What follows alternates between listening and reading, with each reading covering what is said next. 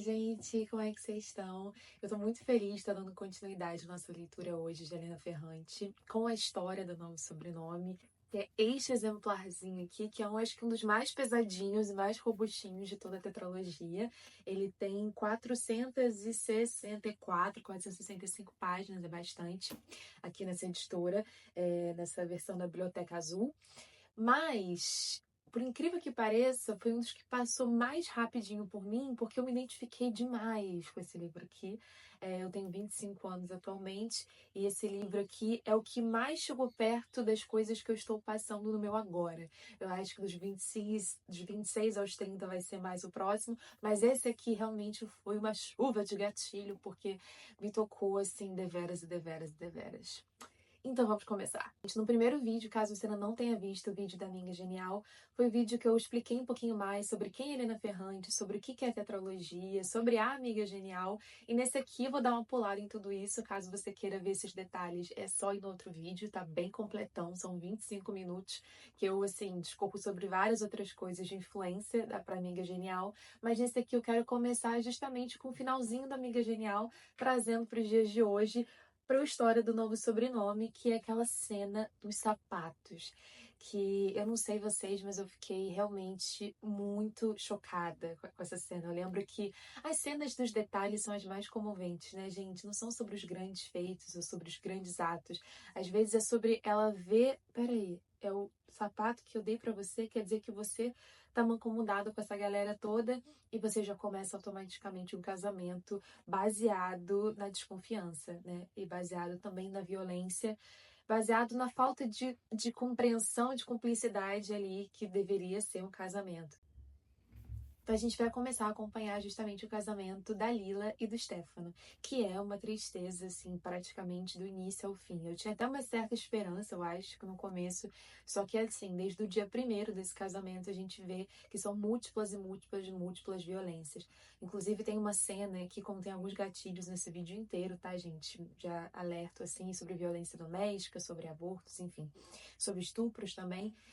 É um livro muito difícil de ser lido no sentido de que tem muitas cenas muito emblemáticas. Para mim tem várias, várias e várias.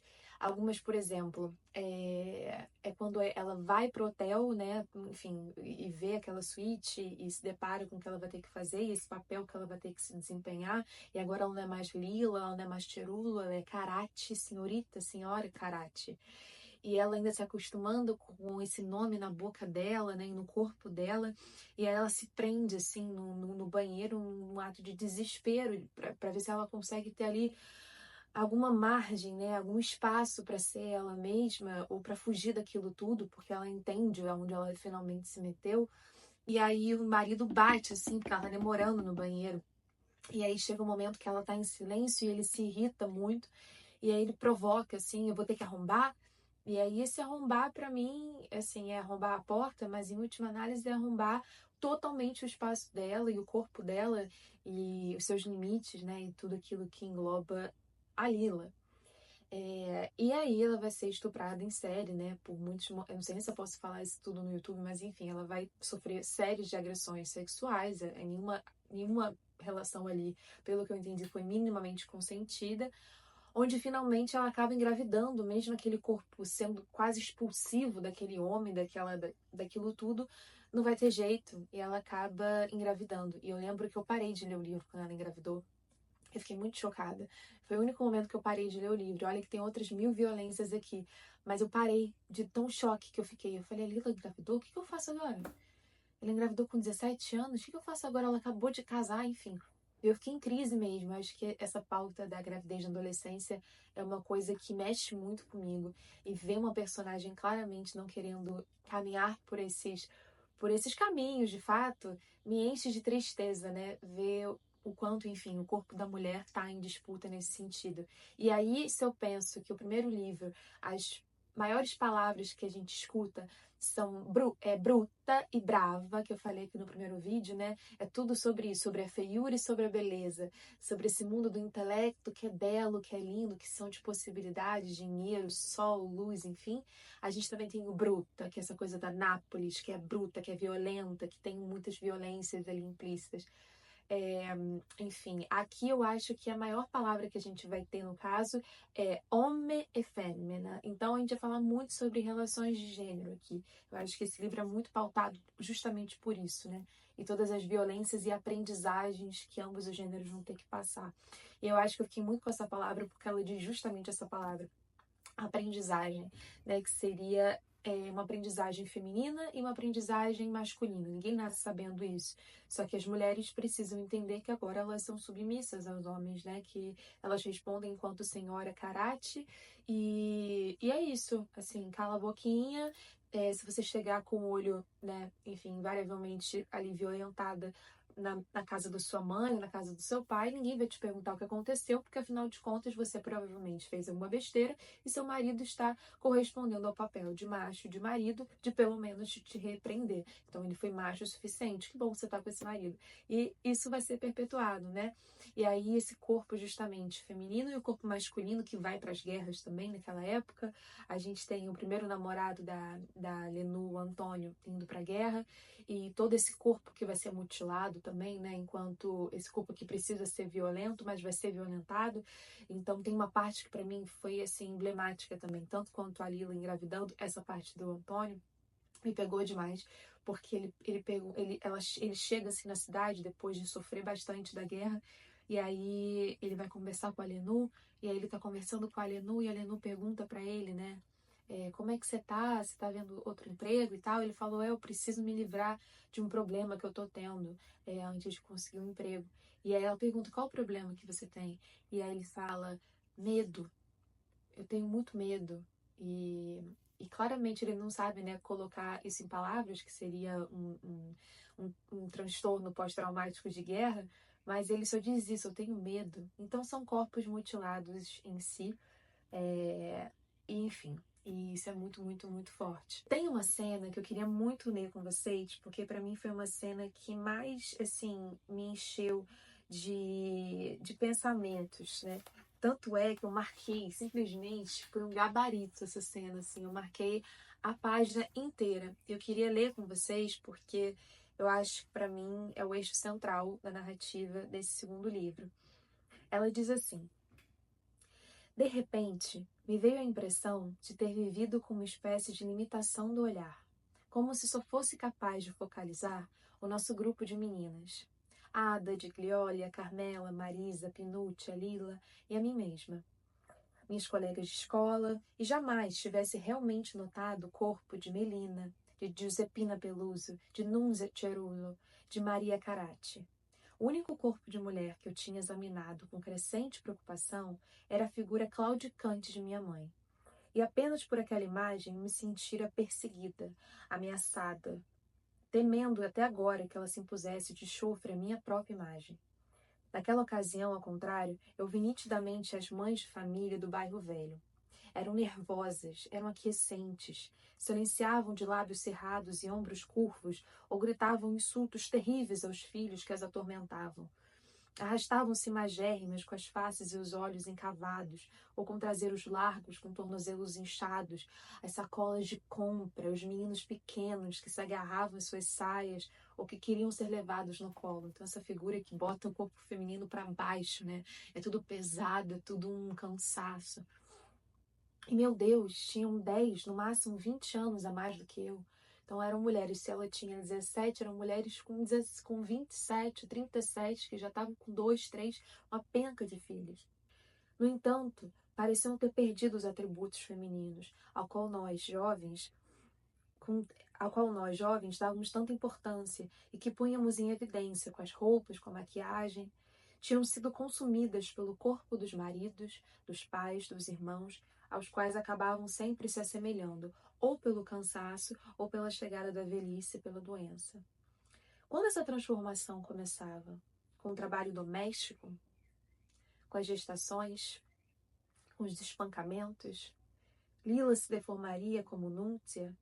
E seu rosto delicado despontaria Fernando? Seu andar elegante se transmutaria nas passadas abertas e braços afastados de tronco de rino?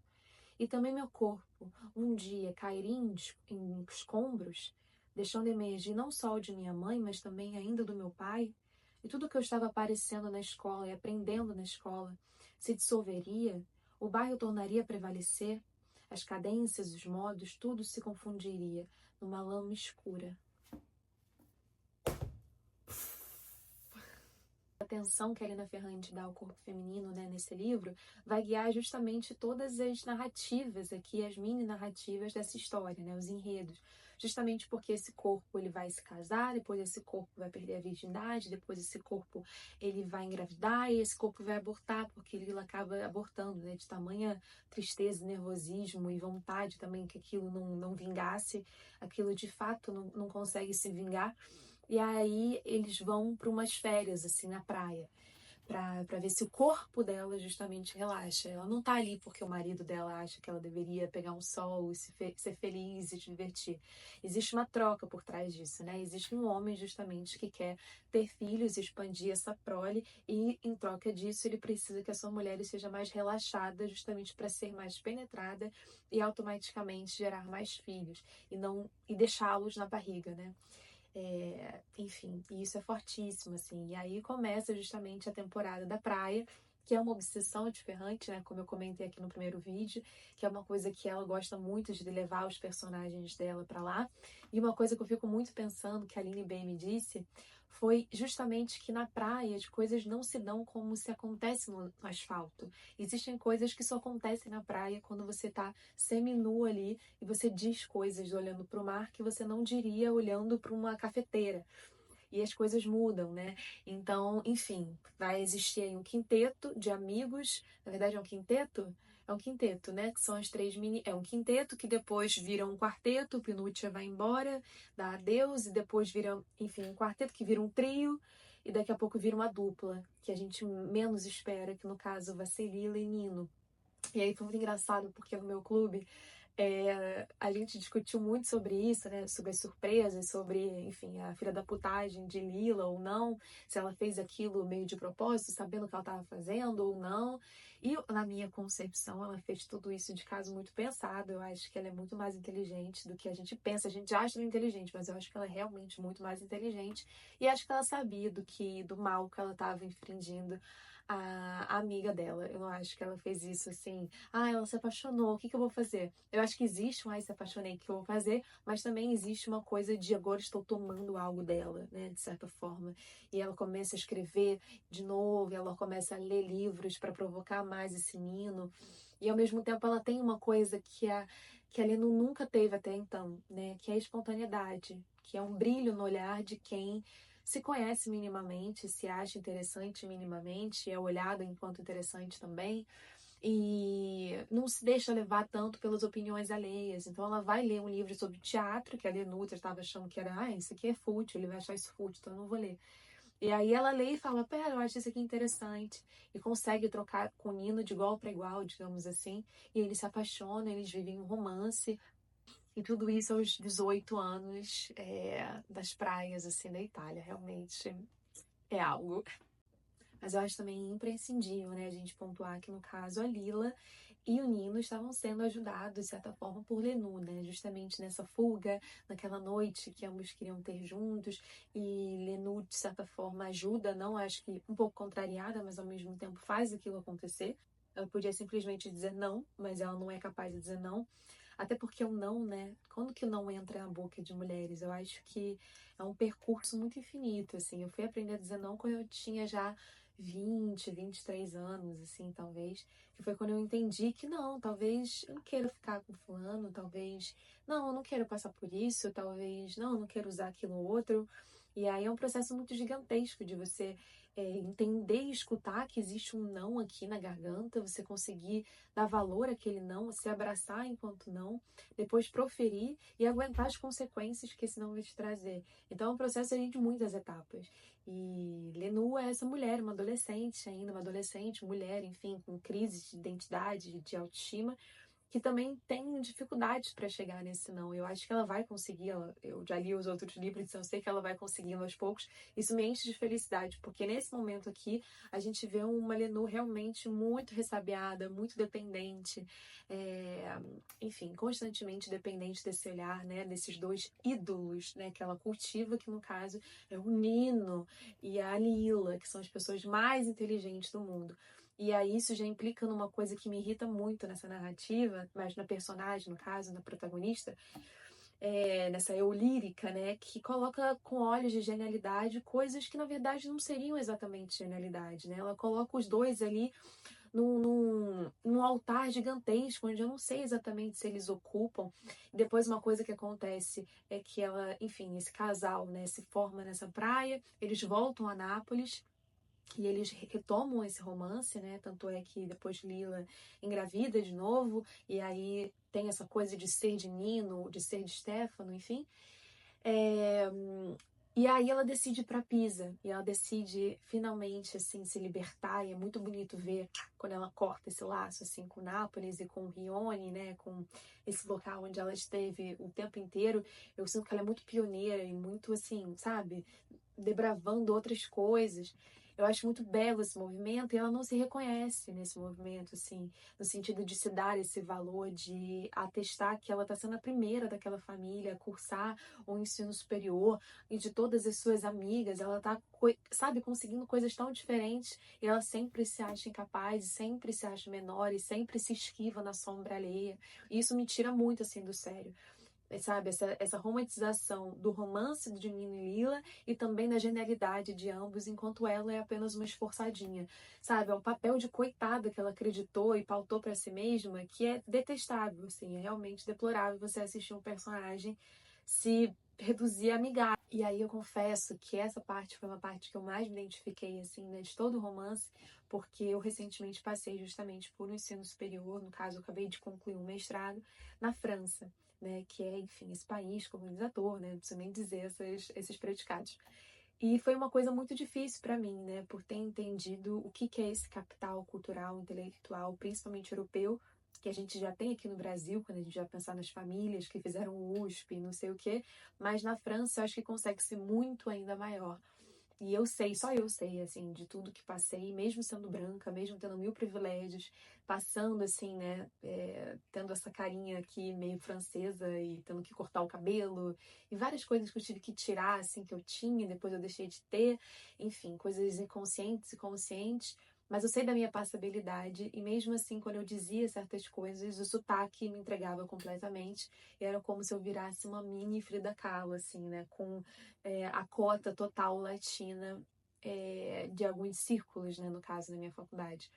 E eu nunca pensei em viver por certas coisas, e aí eu entendo quando a Lenu fala coisas do tipo: sabia pouco ou quase nada de convívio social.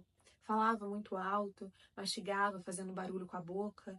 Precisei perceber o incômodo dos outros e tentar me controlar.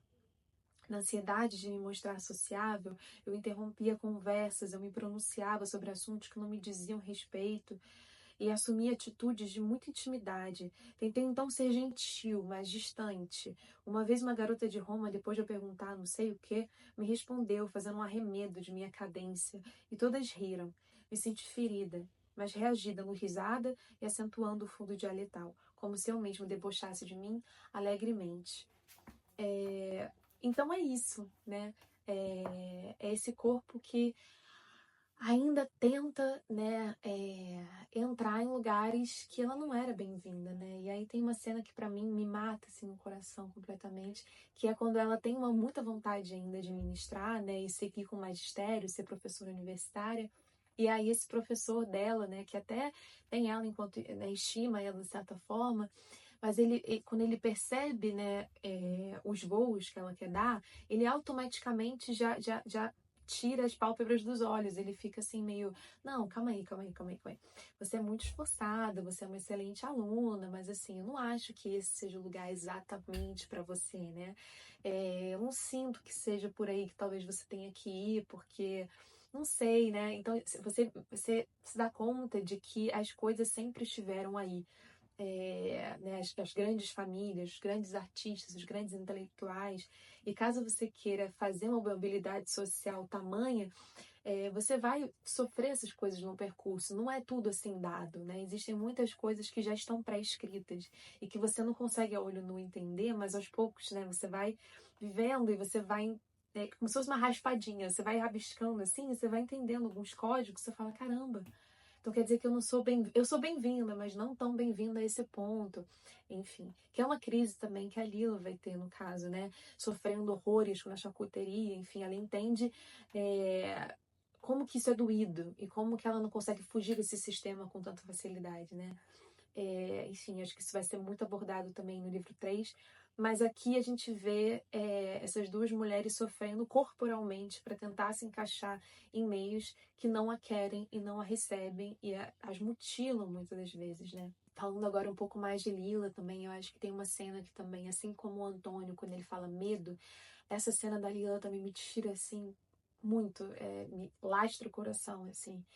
Quando a Lenu pergunta para ela sobre ela e o Enzo, né, como é que tá sendo aquilo tudo, e aí ela fala que gosta muito do Enzo, que gosta mesmo dele, não é apenas um amigo, e aí ela pergunta caso se eles já tiveram momentos mais íntimos e tudo mais, e ela fala que não consegue. Por mais que talvez ela queira, né, ela consegue identificar minimamente ali que ela quer e que não é um amigo, ela não consegue, porque deve ser assim uma questão deplorável, né, de depressão mesmo, né, daquele corpo que foi mastigado completamente a ponto de perder um desejo, sendo que ela tem 20 anos aqui. Então, ela é muito nova ainda, né, para esse tipo de coisa, mas já está vivenciando isso. Então, ela não consegue explicar por que não. Então, ela se perde em palavras, né? Logo Lila, que é dona da Fada Azul, enfim, que Helena coloca também no pedestal. Gente, a pessoa está estudando em Pisa. Ela realmente acha que a Fada Azul é melhor do que o livro que ela está fazendo com 20 anos. Para mim, isso me tira do sério, gente. Isso realmente é incabível.